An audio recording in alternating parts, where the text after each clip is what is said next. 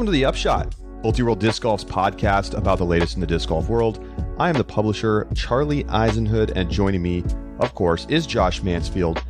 And the Disc Golf Pro Tour regular season has come to an end. The Green Mountain Championships are in the books, 4 rounds up in Vermont.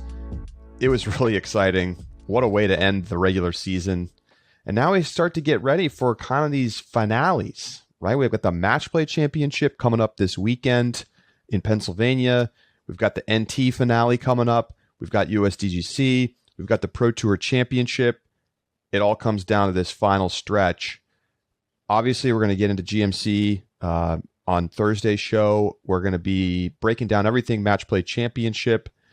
But first, and I feel like we kind of screwed up not getting to this last week, we got to take a look at the Pro Tour standings and see how things finished up, who has qualified for the Pro Tour Championships, and what we're going to expect to see at that tournament. We still haven't heard like official payouts for this year, so I think we're going to see some big dollars on the line yet again. So we're going to get into that in just one second. But first, Josh, I know you played in a disc golf tournament this weekend. How was it? It was really good. Not a great first round, but a couple good solid rounds afterwards brought me up to 6th. But more exciting, I got to play with a guy named Patrick from Iowa who came out to visit Yellowstone National Park, visit his son who lives out here in Idaho. And Patrick is a listener of the show. And so got to play around with a fan, and that was always Patrick? Great. Love to hear it. That's a smart way to do it. You build in the trip, you add the tournament along with the trip. Very solid move. Yeah. It's a beautiful time of year to go to Yellowstone. Okay, awesome. So, Pro Tour standings. Let's break it down. Let's just start with the top and take a look. Who won? Well, your top 4 in FPO: Paige Pierce, Katrina Allen, Missy Gannon, and Sarah Hokum. That's right. Hailey King ended up finishing in 5th place. Interesting. Notable after she picked up, of course, the 100 points for her win this weekend at GMC.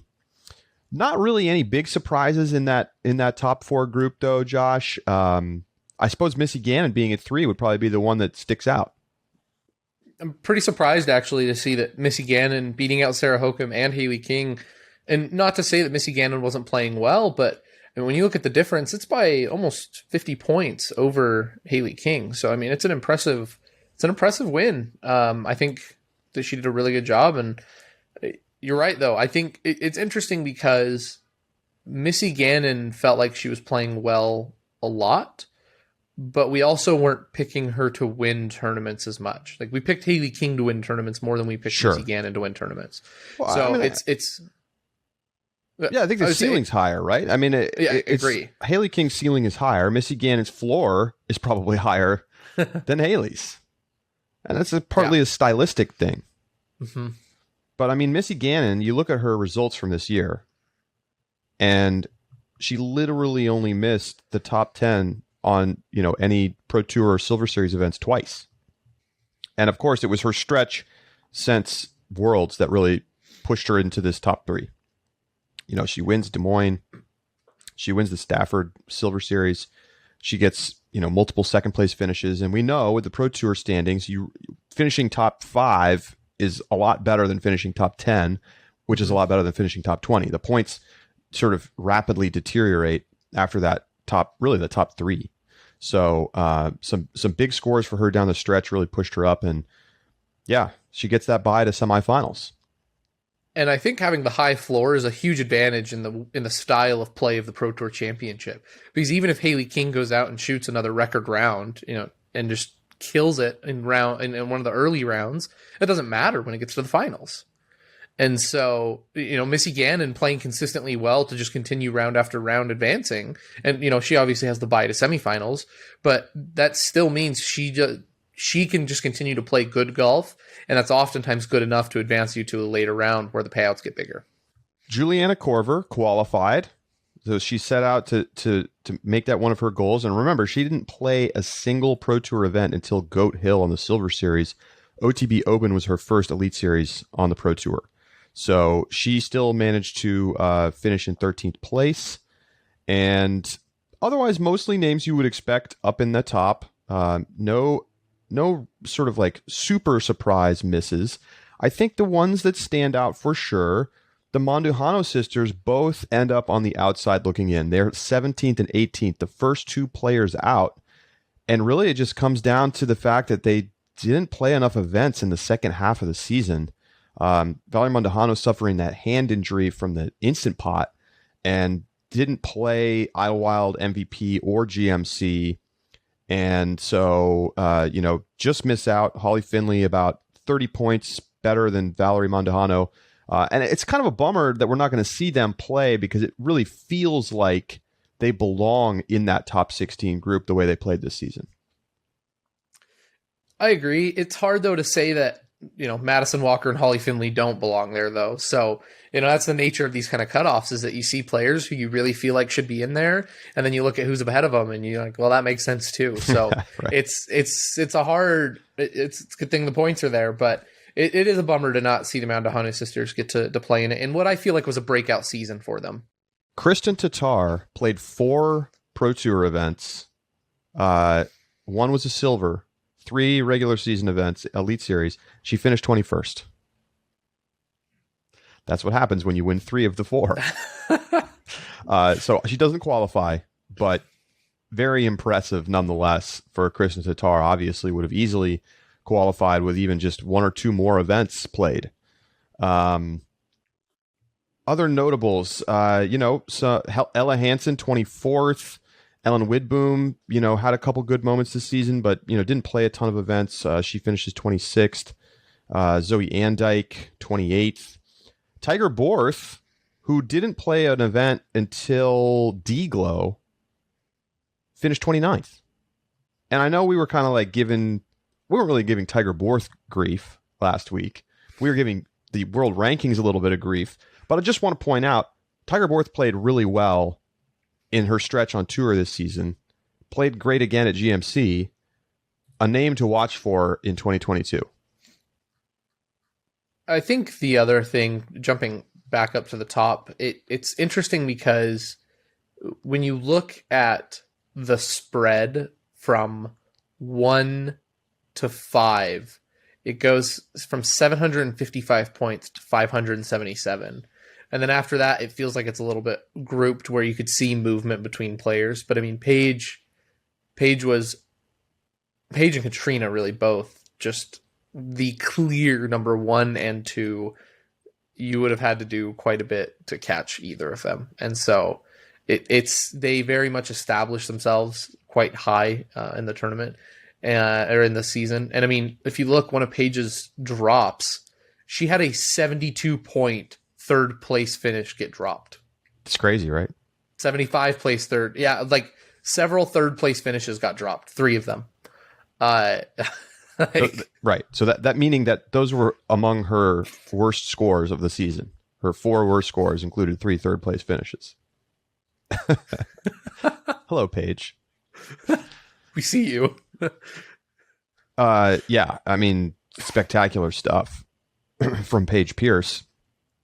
And, I think what's fun, though, is that the Pro Tour Championship format, weird as it may be, does sort of just erase everything, right? You get the benefit of playing well during the season with the bye to semis.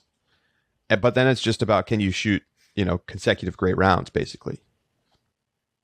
Owen Scoggins is in. The bottom 3 that made it, Kat Murch, Madison Walker, and Holly Finley. Shout out to Kat Murch, who, isn't really a consistent top 10 place finisher, but played a ton of events, played a lot of Silver Series events, and was able to pick up the points necessary to make that top 16.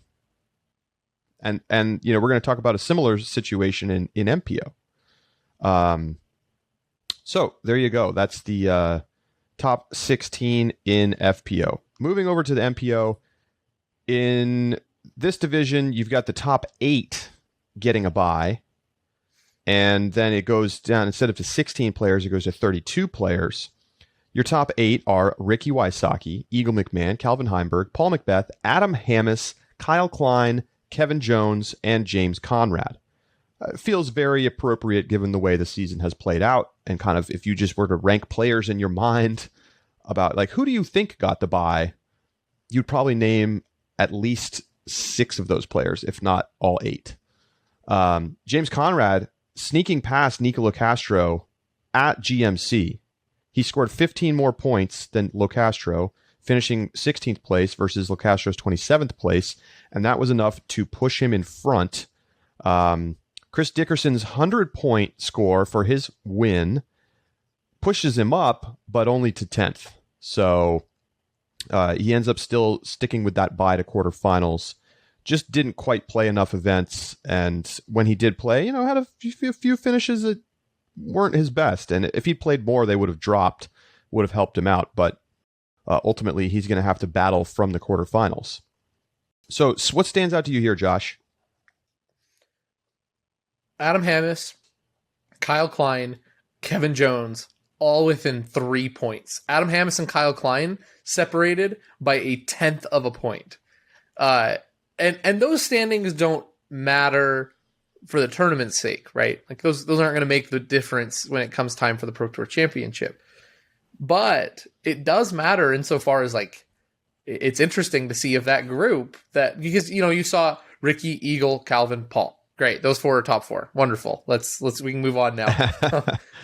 100 points behind Paul, you then get to the next player, and that is Adam Hammes. And so, of that back grouping of 4, the Hammes, Klein, Kevin, and James, it's interesting to see that, they, even though Hammes came out on top of that group, and it was by a razor thin margin. Yeah, I think if Kyle Klein had finished 1 place higher at GMC, it would have pushed him above Hammes for 5th. I think same thing with Kevin Jones. Now, good point.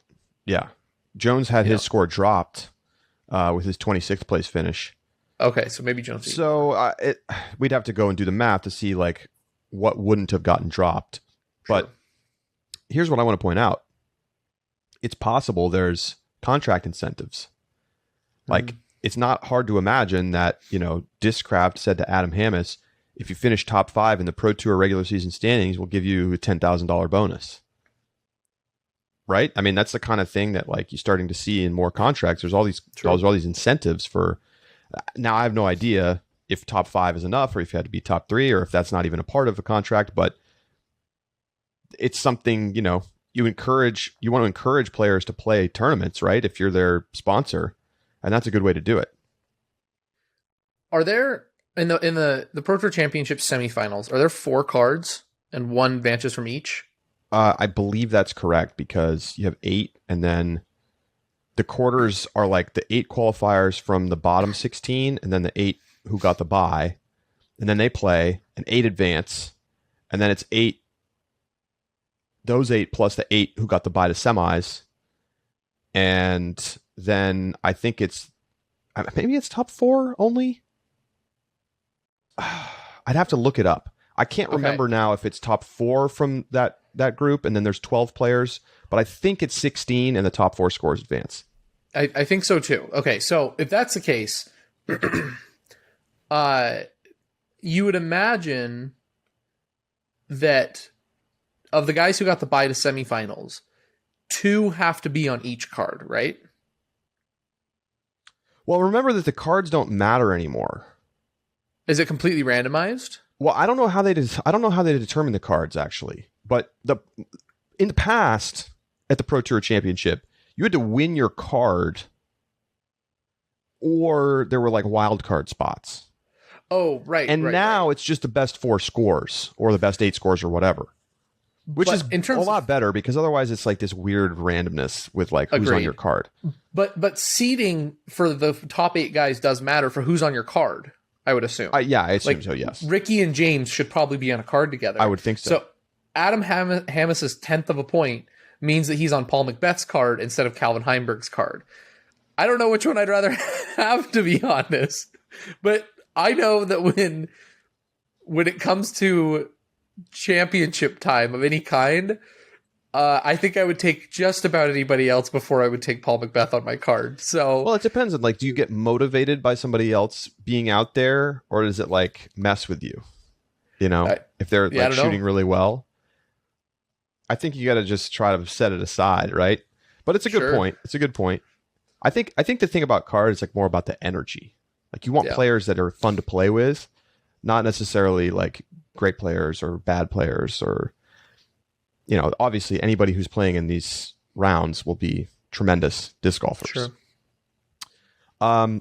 Ricky beats Eagle for the first spot by about a little more than 15 points. And what was the difference, Josh? Why does he finish 15 points better than Eagle? Well, it's because Ricky played Silver Series events. Bingo.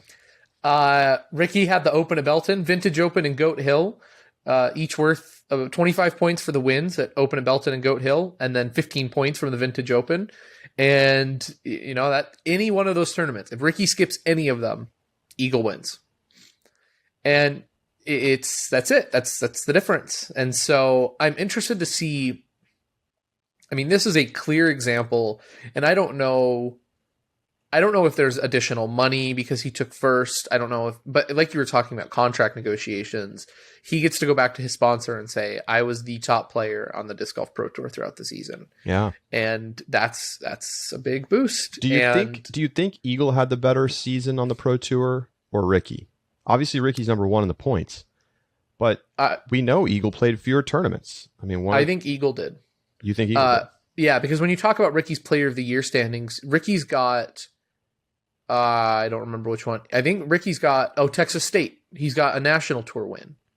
So the reason Ricky's still on that same conversation with Eagle is thanks to a national tour win, and the Eagle's relying solely on the laurels of his Pro Tour season because he doesn't play national tour events really. Think about this: of the first 5 Pro Tour Elite Series events that Eagle played, and Eagle played 0 silver, so that's simple to say. He won 4 of them. No, 5. He won 4 of the first 6. Yeah. He won LVC, OTB, Portland, and D-Glow, and finished 3rd at Jonesboro, and then had that terrible 47th at Waco. But that's crazy. I mean, you forget because of the way the season, goes in and out of Pro Tours and National Tours and Silver Series and everything else. Like, Eagle was untouchable to start the year on the Pro Tour. Mm-hmm. And despite that, Ricky still edged him out. So fun, interesting. I remember, like, in Major League Baseball, if you want to get into the Hall of Fame, one of the things that you have to do, you can't just go out and win a couple MVPs and have a 5-year career, 2 of the years you win MVP and get into the Hall of Fame. No. Accumulation matters. Getting 3,000 hits, hitting, I don't know what the cutoffs are for home runs, 1,000 home runs, something like that. Getting to these milestones is part of the way that you sort of prove that you had the longevity to deserve to be a Hall of Famer. And I sort of think about it the same way. It's like Ricky deserves to be considered the best player on the Pro Tour this season, not just because he had the most points, which is sort of like an easy, objective way to say it, but because he played more. I mean, I think you deserve some credit for playing more. And that's why, in the rules of this season, with the Silver Series offering some points, Ricky does that and he gets the number 1 spot. Even if Eagle had more impressive overall numbers with more wins, it's still Ricky at number 1. The volume counts, Josh, is what I'm saying. It does. And it proves also, I mean, in terms of that longevity, Ricky was able to stay healthy and take care of himself. And I mean, it proves a lot about Ricky by playing an extra 3 or 4 events. It's so great to see him like looking really healthy after looking just so depleted with the Lyme disease.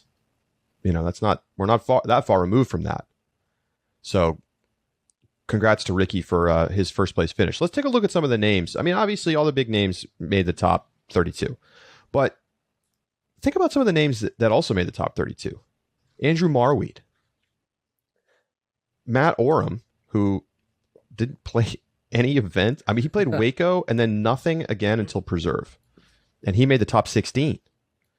Gavin Rathbun, Gannon Burr, Ben Calloway, Raven Newsom. All these guys made the top 32. They're all playing in the tournament. We've talked about the young, up-and-coming stars, and it's not just like they have like a moment where they like make the lead card one time and you see them on Jomez. No, like they accumulated enough points to finish in the top 32 players in the regular season. This is amazing. Like, I think this is feels like a sea change a little bit from years past.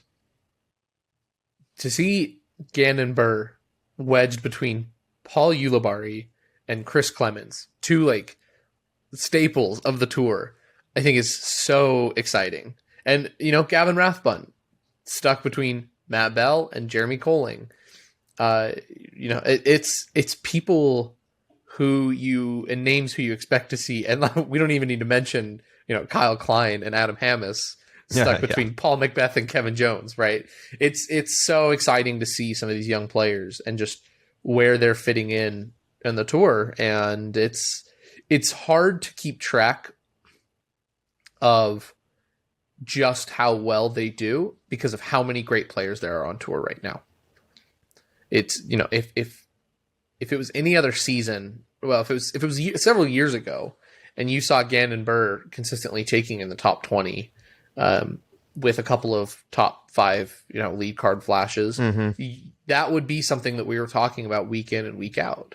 But there's just so many good players now that it's easy to forget. Gannon Buhr is consistently making decent, cashing at these tournaments and cashing well above the cut line with some of the names that we've come to expect on tour. Okay.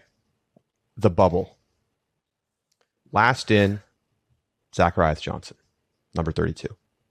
Last out, Anthony Barella, number 33. Okay, so let's talk about why this is interesting. Anthony Barella got passed by Chandler Fry, Nathan Queen, Raven Newsom, and Zacharias Johnson over the final 2 events of the season. MVP and GMC. What happened here? Anthony Barella did not play either event. He was planning to come out to MVP. It's one of his favorite events of the year. His American Airlines flight was canceled, and they didn't put him on another flight. His rescheduled flight wasn't until the following day, so he was going to miss the opening round, and obviously why even go at that point? So ultimately, he doesn't end up playing at GMC either. Maybe because it wasn't worth the trip, given that you're not going to play the 2 events. It's a long way to go for him. And he ends up missing the Pro Tour Championship because of that, with 4 players getting past him. Brutal. Moral of the story: don't let friends fly American Airlines. Okay, it's no better than Spirit. It's no better than Spirit. Take it from me, I fly a lot. I just made Delta Platinum. Okay? I've flown all the airlines, JetBlue, Southwest. I've been on Spirit. I for a year I flew American. Don't do it. Never do it. Pay the extra money to fly on Delta. Trust me. Especially if a 4-digit check, guaranteed cash, brutal, is awaiting you because of that flight. That's right. I mean, like, you got to spend $600 to take the flight. Okay, you're gonna make it back at the Pro Tour Championship. Mm-hmm. Brutal. Because they guarantee cash for all qualifiers. Now he's still got a chance to get in because someone could scratch. Okay, someone could scratch. It wouldn't be shocking if somebody scratched. Somebody gets hurt, somebody gets COVID.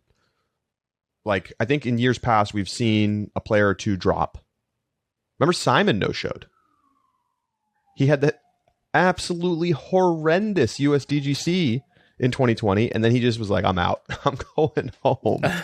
And he was dealing with the injury and stuff, but we'll see. I mean, that's tough. That's really tough. Speaking of Simon finishes 12 points outside of the bubble, or outside the mark. And if you remember, Simon didn't make MVP because of some travel issues with mandatory quarantine period, I believe, coming from Canada. That's right. for MVP. And so he shows up, MVP, one of his favorite events. He always says that. Shows up, and this is a course that he plays during the winter months. I mean, he plays this course all the time. He doesn't have to finish terribly well, even in order to get in.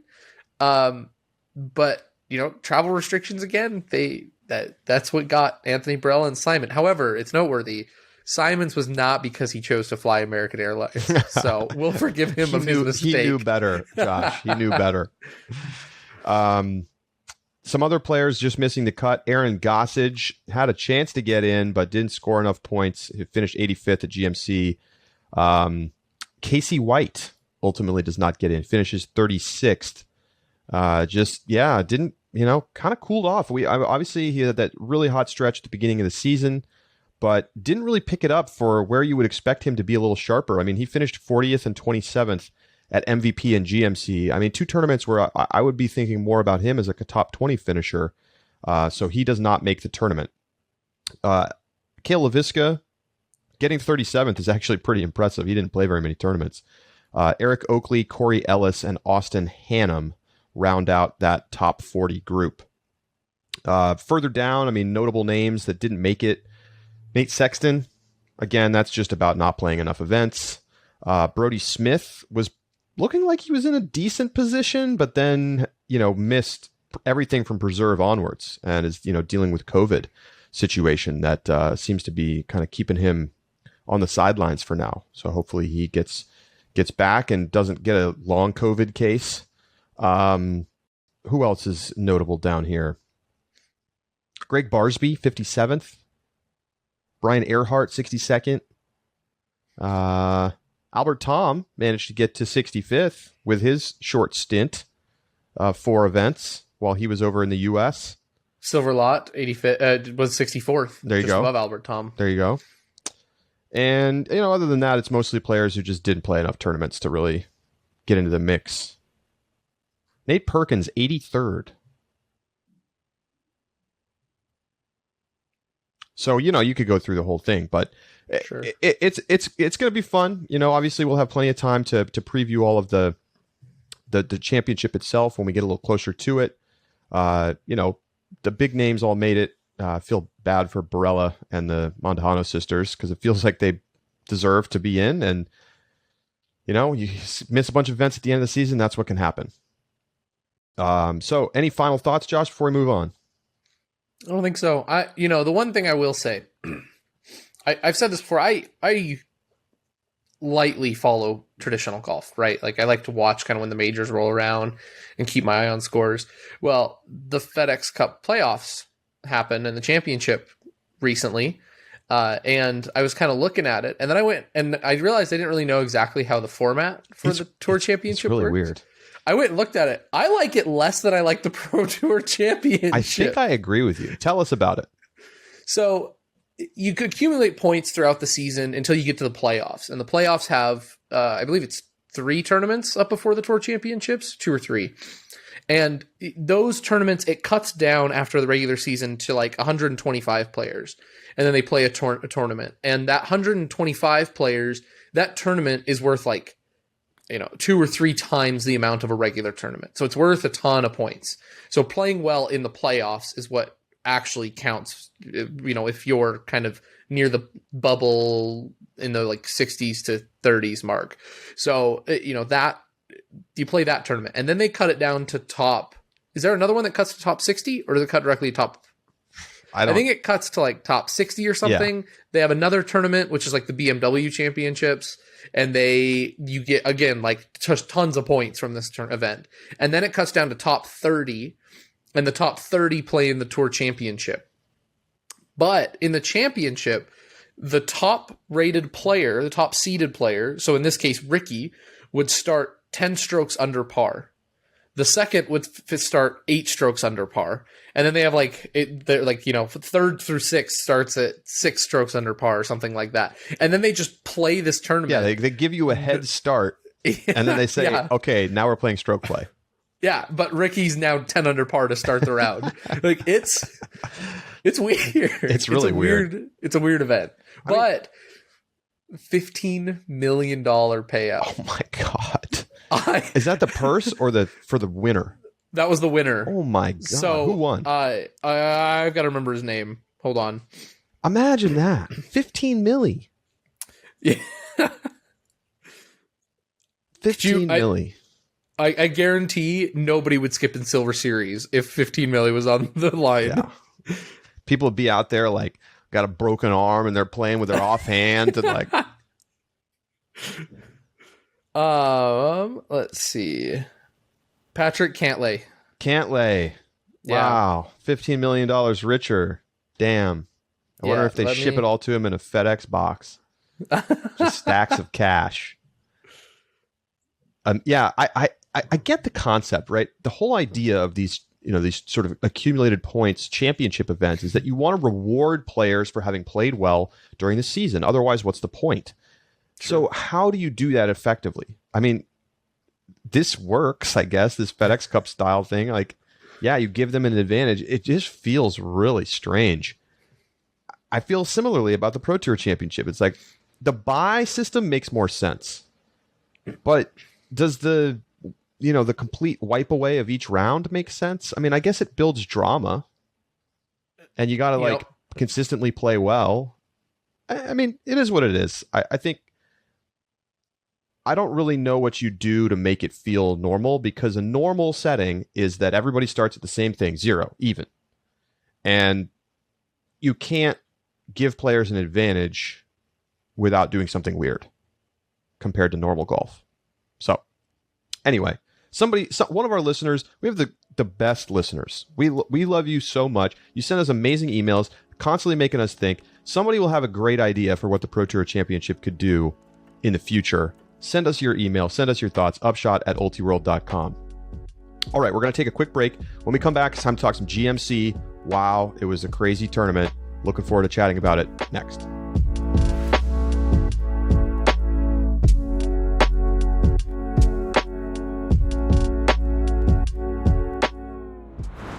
The Upshot is presented by Pound Disc Golf, makers of the best bags in the sport. If you're following their social media channels, you probably saw their latest drops. They got the new Sextathorpe bags out and this beautiful black, white, and red Kona Panis designed Octathorpe. So if you want to get your own, make sure you follow them on Instagram and Facebook, Pound Disc Golf, in order to see when the drops are happening and get your hands on a Pound bag.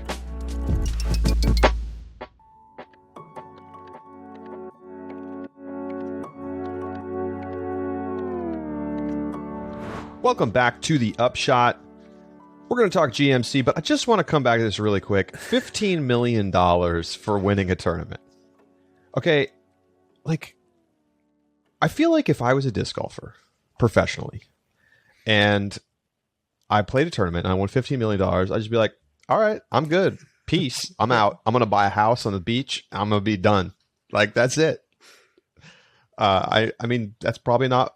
You have to have a passion to play professional disc golf, right? You have to care about it for reasons beyond the money that you make, because there's not enough people making enough money to truly make it make sense. So, but man, 15 million. What's I feel like the milestone for disc golf is going to be when someone wins $100,000 for winning a tournament, right? That's going to feel like a big deal. I feel like 50 is not quite enough to really wow, say wow. 100 though, that's going to be the one. Will somebody win $1 million from winning a disc golf tournament by the year 2035? This is over this is under. The longest. Put it in the 14 books. years down the road, Put it in the books. we're going to be calling each other, Charlie, they did it. $1 million by 2035. I'm going to have gray hair. We should put crazy stakes on it,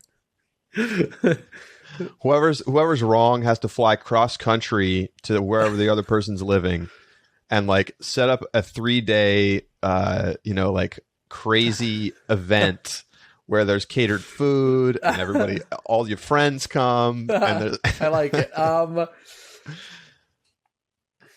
It's so hard to predict because it's, payouts are one, distance, but I also think payouts are going to grow kind of exponentially. I think we're going to continue to struggle for each, $10,000 that gets added.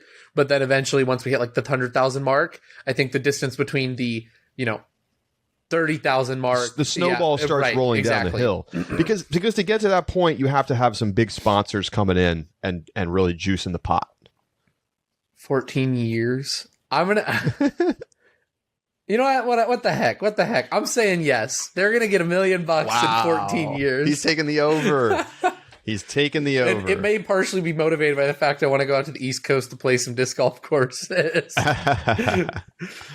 Well, yeah. I think we need to temper our expectations. I'm going to take we'll call it the under and say that it won't happen by then because, payouts are 10,000 right now on the high side, 15 at Worlds or whatever it was, 17.5. Pro Tour Championship this year, I would expect to be 25 to 40, if I had to guess.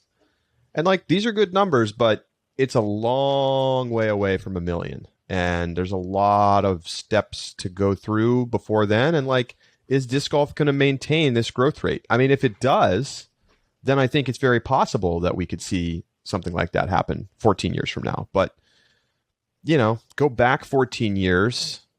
And what does that make it? 2007? What was the USDGC payout in 2007? I bet it was about $10,000. I'm going to look it up. You pull it up. Look up. This is a solvable thing. 2007 USDGC PDGA. I'm going to look. While you're looking, I think there's another outside influence that we have to consider as well.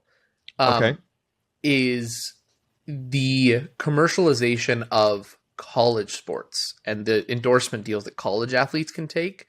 I think it's already the case in terms of D1 schools, D1 football. In order to get into, somewhere like Alabama, you have to be playing football since you were 5 years old. I mean, for the most part, you're going to camps, the right people. Same thing if you want to get into, I don't know, Carolina for basketball, whatever. Anyway, I think as athletes in college will make more, I think you're going to see kind of your can't quite cut it as college athletes. I think less people are going to go in with the dream of being a D1 collegiate athlete. And as money gets increased in disc golf, it's going to be seen as I'm a good high school athlete. Maybe I should look at disc golf instead of college. Because just the way college is going, it's going to feel the SEC almost feels like the semi-pro league of the NFL. It's getting crazy out there. And there was just some news this week, BYU's joining the Big 12. BYU and a bunch of other schools. What is it? UCF are on the list to join. College athletics is just professional sports by another name. And it's going to continue to get more so. And so I think that, as more people are in high school are well, I don't know, I'm not going to be the one making the fat paychecks. I'm going to be maybe playing a couple games. They may say well, I really want to do sports. And I think we have college athletes right now, Connor O'Reilly, who's oh yeah, I picked it up in college and I, could have been a basketball player, but I decided not to. I think you're going to get more players who decide that earlier. And as you get push of more and better athletes and a pipeline, I guess, of high school athletes who decide not to go college and start earlier, then I think that's also could have an influence on kind of the flow and the increase of pro players that are on tour. All right, you ready for this? Ready. 2007 USDGC, Ken Climo beat Avery Jenkins, and he won $15,000. No way. Yes. Oh, I feel real bad about this bet. $15,000. And I just did the calculations. Thank you to the Bureau of Labor Statistics. $15,000 from October 2007 has the same buying power today as about 20 grand once you adjust for inflation. What was USDGC's payout last year? Remember, 20 grand was the payout for the Pro Tour Championship last year for the winner. So now I think this was an aberration. Okay. I think this was a particularly high payout year for USDGC. The world champion that year won $5,500 in MPO. But still, those payouts are not appreciably orders of magnitude different from what they are now 14 years later, despite crazy amounts of growth. Now, obviously, overall purses are growing, added cash is growing, but we've got a long way to go. Anyway, GMC, let's talk about it. What a weekend of disc golf up in Vermont. It's so beautiful up there. Just watching the golf on the beautiful trees and, grass of Vermont. I mean, I still remember like heading out to the course in the morning at Worlds in 2018. It's just spectacular up there. So where do we begin? I think, Josh, we have to start by talking about Hailey King. Now, it was a crazy final round.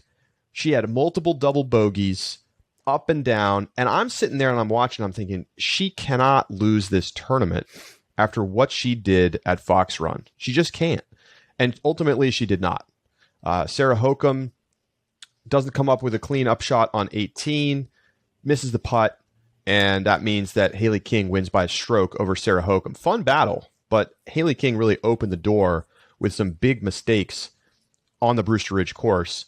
But round 3, Hailey King shoots a 9-under, 1058 rated, the second highest rated women's round of all time, tied with Katrina's round from a few years ago, and just a couple ratings points behind Paige Pierce's record-setting number.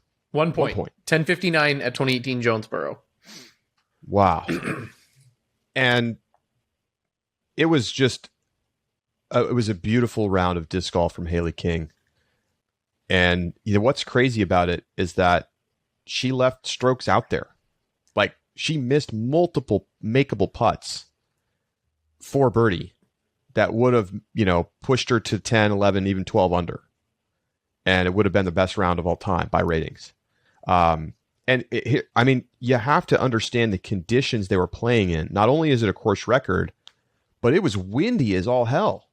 Players were having their disc flip up and fly out of bounds. Putts were sailing over the basket.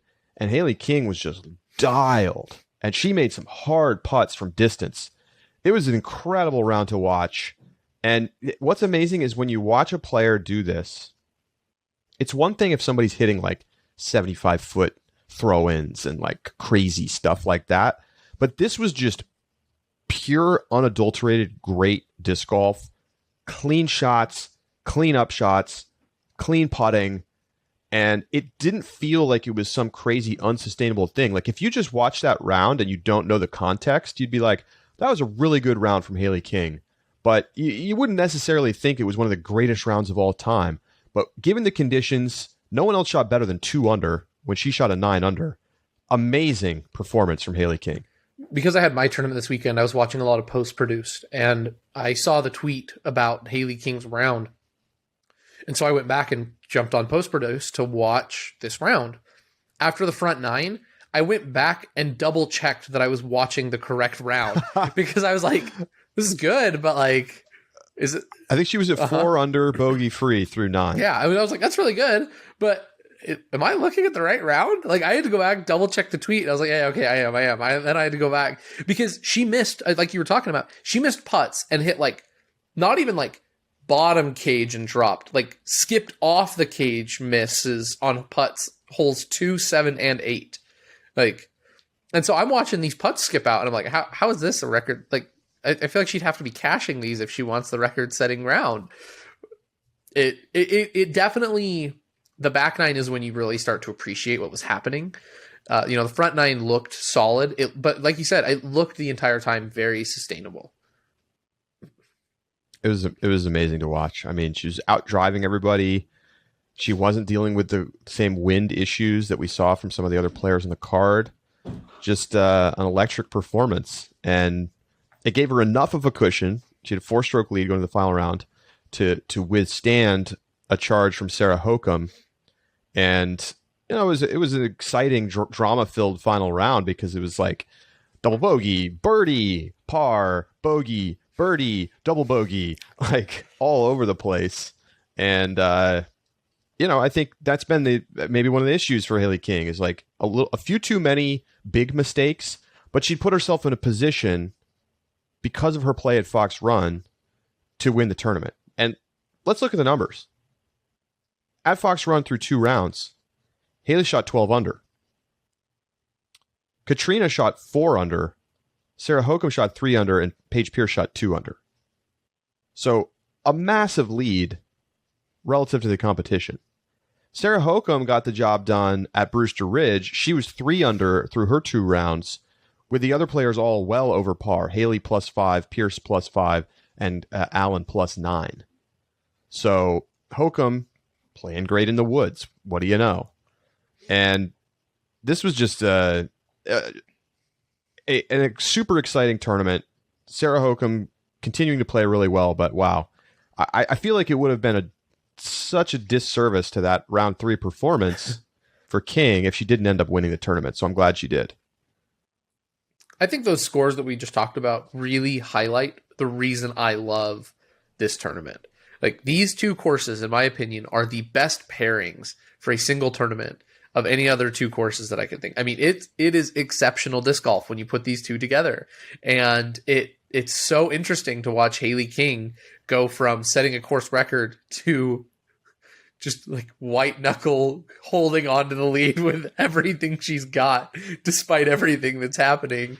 And I love that. I love that kind of back and forth in disc golf in a tournament. And, you know, it, of course, like you talked about, it's aesthetically amazing. The courses feel just like, they just feel great for disc golf. And Hailey King destroyed Fox Run, and that's what took it. That's what it took. I think the big thing about this tournament, is that it's not very often. I think usually you have to do well at both in order to get the win. And Hokom is the example, right? Hokom's 3 under at both was very solid a performance. Almost enough. Yeah, and it almost was enough because she played well at Fox Run and great at Brewster. And maybe I'm not doing Hokom's Brewster scores enough credit, because the differential between Hokom, who had first overall, in Brewster, between, you know, an eight stroke difference between her and then Hailey and Pierce at 3 under to 5 over, is actually the exact same differential at Fox Run between Hailey and Katrina of 8 strokes. So maybe I'm not doing Hokom enough credit about how well she played at Brewster Ridge, but it was a spectacular tournament, and Hailey King, I'm so excited that she was able to take it down. You know why else I'm excited for Hailey King, Charlie? It's because I picked her to win. Hey-yo! Oh. 5-point bonus, baby! Oh, man. I haven't even looked at that yet. King and Hokom really separated from the rest of the pack. They were at 7 and 6 under, respectively. Pierce in 3rd place at 3 over par, 10 shots behind King. So, shout out Tiger Borth, just once again, 12th place finish for Borth. Missy Gannon hanging on to another top 10 spot. Erica Stinchcombe up at number 8. That's a nice performance. This is classic Paige Pierce, by the way. Like, more birdies than anybody else, but also just spraying the disc into the out of bounds and like taking a lot of bogeys. Let's take a look at that. How many OB strokes did Pierce have relative to, let's say, King? Hailey King had 5 OB strokes on the weekend. Paige Pierce had 13.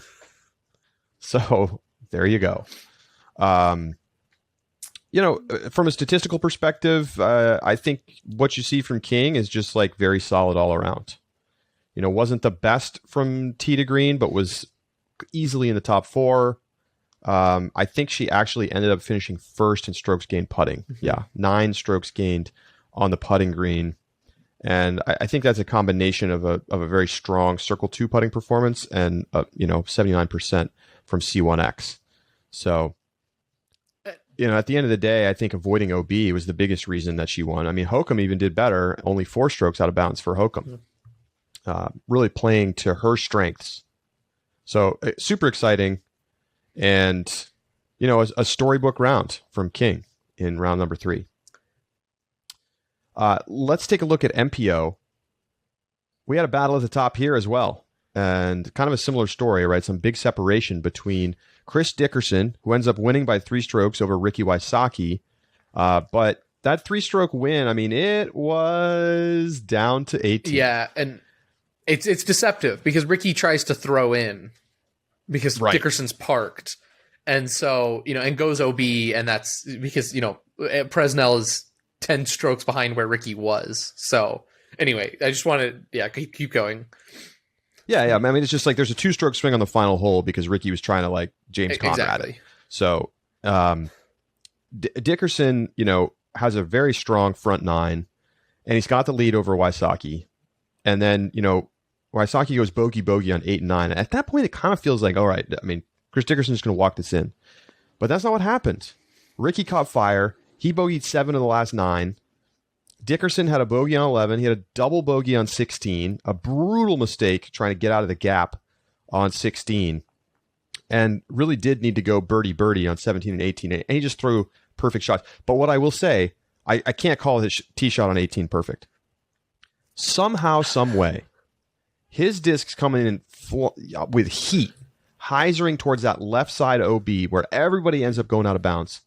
And his disc is spiky enough and hits just the right amount of upslope, like an undulation of the grass, to somehow not go OB.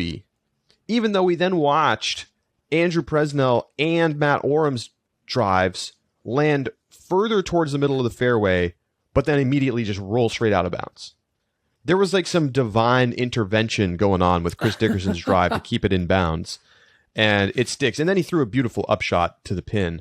But, Dickerson has historically had a lot of trouble with 18, and his drive looked like it was see you later, and somehow it stayed in. That's disc golf. You know what they say, rather be lucky than good. You're really, really, really good for, what is it, 71 holes, and on the 72nd hole, you'll take the luck. Yeah, and because Ricky's shot was excellent. Oh, God, that's one of the better drives you'll ever see on that hole. It was excellent. And if Dickerson goes OB, I'm trying to think. Well, Wysocki would lay up, right? Or he would just throw his upshot to the pin, and then very likely tap in for birdie. Which puts him he would have been, because he bogeyed 18? That would have put him at 40 under. Okay, which is where Dickerson was at. Dickerson was at 40 coming into 18. He would have been throwing with, a par would be very, very possible still. If he throws a clean upshot, he takes a par, he finishes at 40, and we go to a playoff. Yep. So almost should have been a playoff as well. Could have been. Thinnest of margins. 18, best hole at Fox Run. Yes. Love it coming down to that one. One of the best 18s on tour, in my opinion. Rick is just there every weekend, it feels like. I mean, right? He didn't win here, and he's cooled off in the wins department lately, but I'll tell you what, he is just out there grinding. He's playing every event, and he's just going to put pressure every single time. I mean, how many birdies did he end up having? He had 4 bogeys, 13 birdies, and 1 par. It's just relentless. 13 birdies. And I think, Rick still has a very good chance of winning Player of the Year this year. He's going to have to win 1 or 2 of these big tournaments down the stretch. What's amazing to me about this tournament, Ricky was 57% in Circle 2 putting. Oh my Granted, God. so I'm pulling up he made 8 of them. So he's 8 for 14. So that's not it's a lot. It's kind of a small sample size, I guess, but still, that means he made 8 for 14. 2 per round. So when you put it in those numbers, I guess it's not quite as huge. I guess the percentage is kind of, a little bit off. But it's if you look at kind of Ricky's birdie percentage was so high. 64%. Yeah, 64%. But easily the highest in the field. I mean, the thing about it is Dickerson was 91% inside fairway hits. Next best was Presnell at 81%. So 10% better. Yeah, he kept it between the lines for sure. The entire way. And so even though... And 95% C1X putting for Dickerson. He's finding the range with the putter. How about Andrew Marweed? 35% Circle 2 putting, 100% Circle 1X putting, finishes 5th. The dude's on fire right now. Yes. I mean, I don't think he's like... His ceiling is quite high enough for him to like win these events. But, you know... You can make a nice disc golf career finishing in the top 10 regularly. And he has just been red hot. I mean, let me give you a stat. I'm ready. Hit me with a stat. Andrew Marweed, let me get his place. He ends up finishing 14th in the Disc Golf Pro Tour standings. Okay. That's pretty good. So he's got a bye to quarterfinals. Yeah. Solid. Very solid. He had about 325 total points. Okay. Specifically 325.08. 271 of those points were earned since Ledgestone. Like a month and some change ago. That's right. 83% of his Disc Golf Pro Tour points were earned since Ledgestone, which was 1 month and 1 week ago. That is crazy. So, like, dude wasn't even going to be in the mix to make the Pro Tour Championship. And then he was like, oh, no, I'm about to come and ball out for a month. Incredible performance. And yeah, that's he did it again this weekend. He's on fire. I mean, I think you got to think about him for picks in these next few events. I have some advice for Marweed.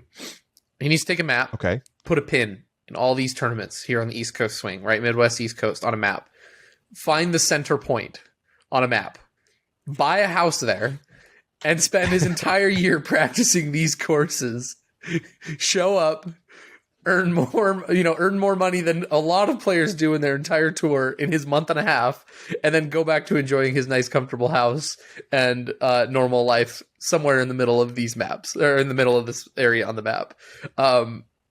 He plays so well over here. It's insane. I mean, I know he tours more, but it kind of feels like the James Proctor of the East, right? Like when we go out west, it's like James Proctor's legitimate top 5 pick in several tournaments. We go out east, got to think about Andrew Marweed. This dude hit 39 C1X putts this weekend. Didn't miss a single one of them. Not Circle 1 putts, C1X putts. He went 64 of 64 inside Circle 1. That's crazy. Really impressive. 9 under, 6 under, 6 under, 6 under for his rounds. And yeah, I mean, it's been fun to watch him this last few weeks. He's up to number 9 in the world rankings right now.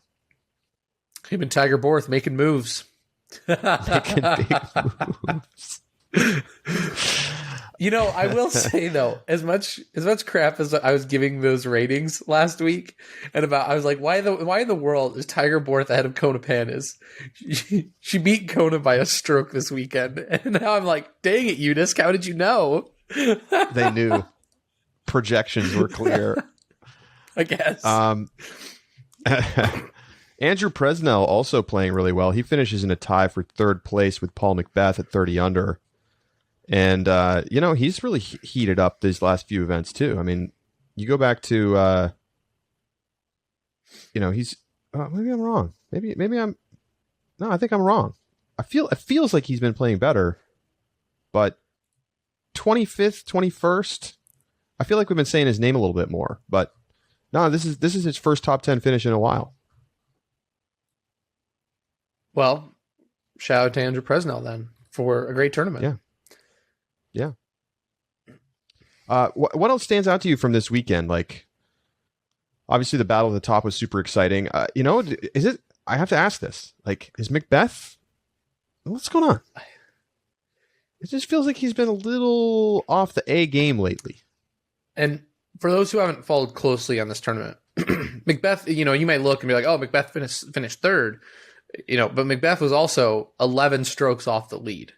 Right? Like McBeth could have picked any of those courses, gone and played around, and Chris Dickerson could have just sat out and still probably would have won the tournament.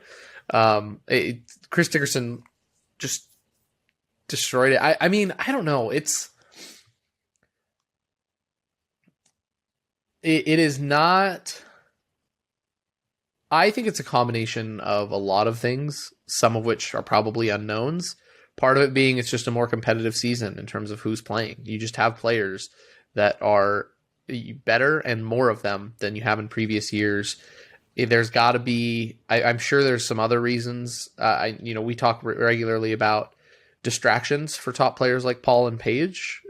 I'm pretty sure his foundation. I know they've announced several courses down in South America. One in Guatemala. I'd have to look it up. So I know there were several announcements from his foundation that he's closely involved with. So I imagine that takes time and energy and attention. Let me just give you this.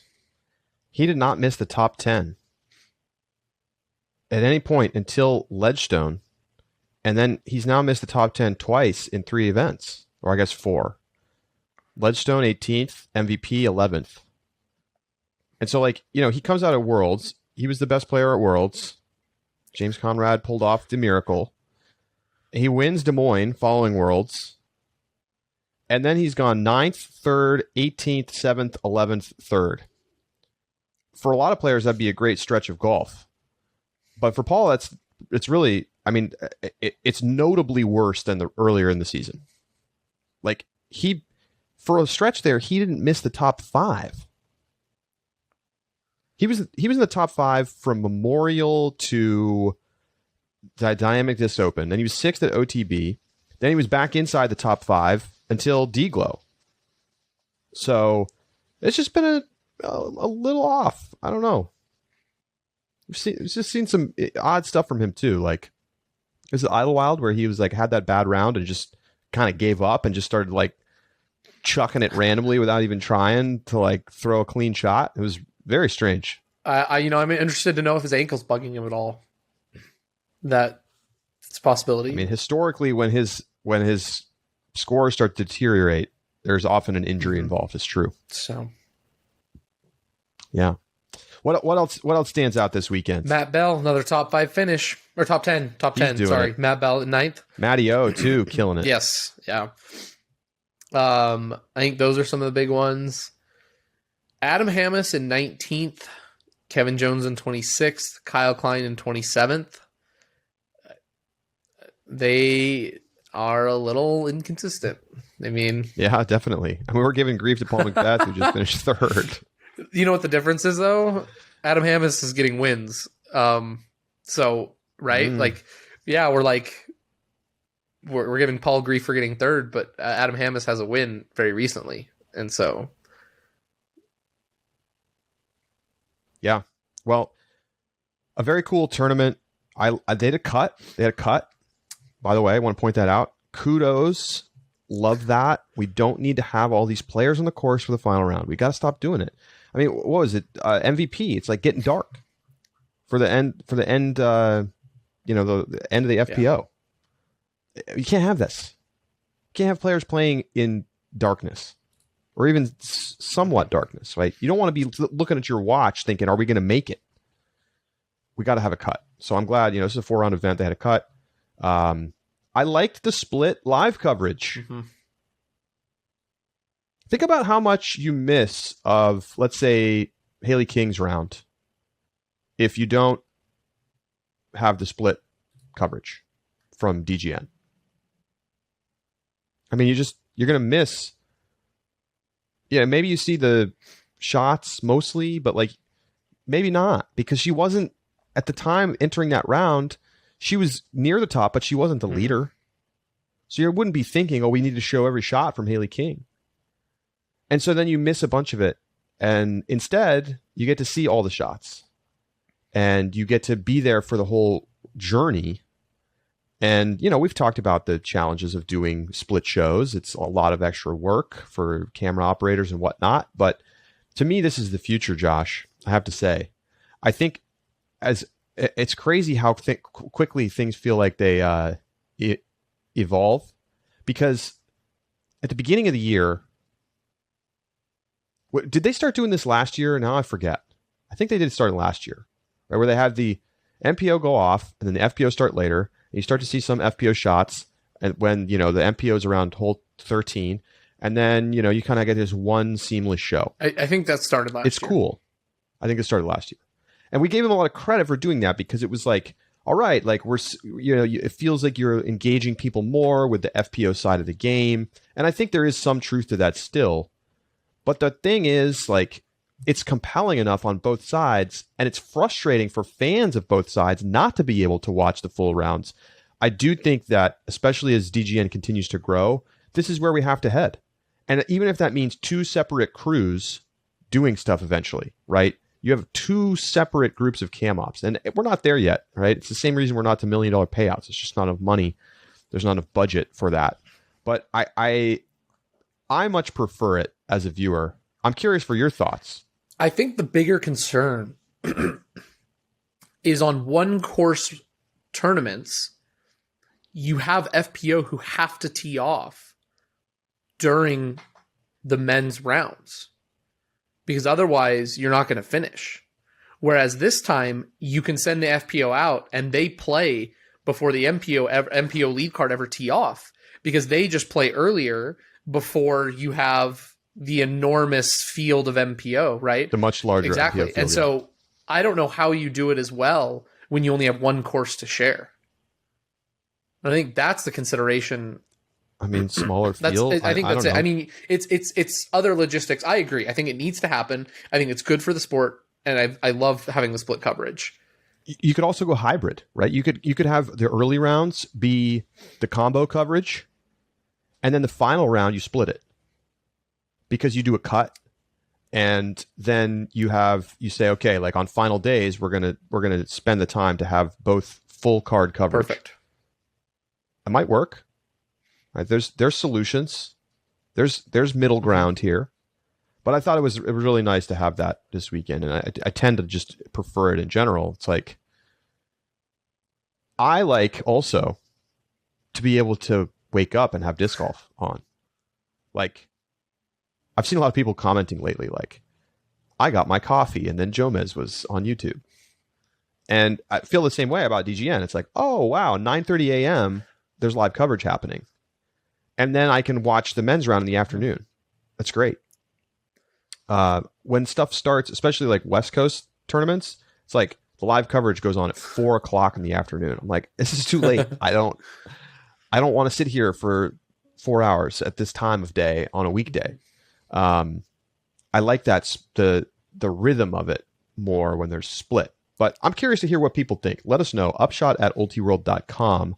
We would love to hear from you. You were talking about watching the journey, and one thing I think that we hadn't mentioned, when Hailey on, hold on, let me make sure I've got the hole right. Hole 15. She's standing on the tee pad, lining up her forehand. Oh my God, this was insane. And a tree falls within a foot of the tee pad. Like a giant branch. It was I thought it was crashes a tree. To the ground. Like it looks like a full tree that had been dying and like kind of decomposed a bit, and it just like fell over and lands right next to her. Hailey, like who's getting her warm up routine ready, looks down at the tree, looks back, and throws her shot. Like doesn't step off the tee pad, doesn't go, oh my gosh, I almost died. Like just, and this is during round 3, her historic performance. So locked in. If a tree falls during a 10:58 rated round, does anybody hear it? The answer is not Hailey King. That was awesome. All right, we have a quick Mulligan segment. I can't remember if we got to this one before. Did we? When you said that Paul McBeth's disc came in over the baseball field and hit and split, it didn't split. We got to this wedged. One. We got to this, and people have still sent me messages. So I hear you. Well, I know I was wrong. You can quit now. I'm going to send you a message every week now. Hey, man, the disc didn't split. It just make new emails to send me to spam. I'm gonna make spam accounts just to firebomb you. We made a boo-boo last week, and this is a bad one. I feel a little embarrassed about this. A couple folks emailed, especially shout out to Emily. Thanks for keeping us honest. We talked about Kona Panis's putt last week, and like the Anheuser putt and sort of like needing to make a mechanical correction because it's just not a very sustainable way of putting. Well, she's made that correction. So I just want to point that out. She is on circle one putts for the most part, throwing a more flat, normal putt, not the kind of like flexing Anheuser. Now on longer putts, she is looking to the Annie, but that's a more normal thing to do. And I hadn't noticed that. So our bad on that. Shout out to Kona for working on the putt, and I hope that she can figure it out fully in the off season. You know, and one thing I want to include in that, and that was in Emily's email, is that, you know, the past couple of weeks, I admittedly have been very busy. I've had a lot of things on weekends, and like I was playing a tournament this weekend, and oftentimes when that happens, I jump on Jomez, right? I don't have the time during live coverage, especially during the weekday. Work's been busy, and so I jump on and I just grab Jomez real quick. And Emily pointed out rightfully that it's disappointing to hear that the default when you don't have time is to catch the MPO coverage, and then that's it.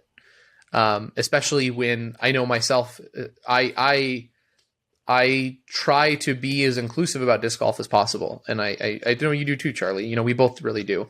And so, you know, I was definitely as well embarrassed about the fact that I rightfully had not been watching as much FPO coverage as MPO. I defaulted to MPO when my time was sparse.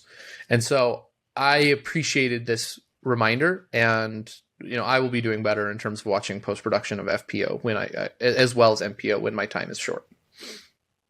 And you can see why watching FPO is great when you see what happened this weekend with a wild final round, Hailey King record-setting performance. There's so many great stories right now, and you know, watching FPO, I've been lucky to be able to commentate on FPO a bunch this year, and it's great. So anyway, our bad on that. Mulligan. So that is going to do it for today's show. Excited to be back on Thursday. We're going to have an interview with somebody. I'm going to leave it as a surprise because I think it's going to be a really fun one. And we're also going to look ahead to the Pro Tour Match Play Championships. We also have a bunch of mail to get to, so keep sending us your thoughts. We have some awesome mailbag. I don't know if we're going to get to it Thursday, but definitely in the next week or two. Upshot at ultiworld.com if you want to reach us. And we missed our subscriber bonus segment last week. Our bad. Literally so busy. There was a reason we only did one show. I was out of town every single day, except I was home for like 12 hours on Wednesday. So we recorded the show on Wednesday, published it Wednesday night, and we're back to a more normal rhythm over here at Ultiworld HQ. So back to our 2 shows a week, and excited to get through the rest of this season. It's going to be a thriller. But anyway, we're going to have at either a super extra subscriber bonus segment in terms of length, or we're going to do 2 this week. So get your subscription, discgolf.ultiworld.com/subscribe. It's less than $4 a month, and we look forward to you joining us there. For Josh Mansfield, I'm Charlie Eisenhood saying so long, and we'll talk to you on Thursday right here on The Upshot.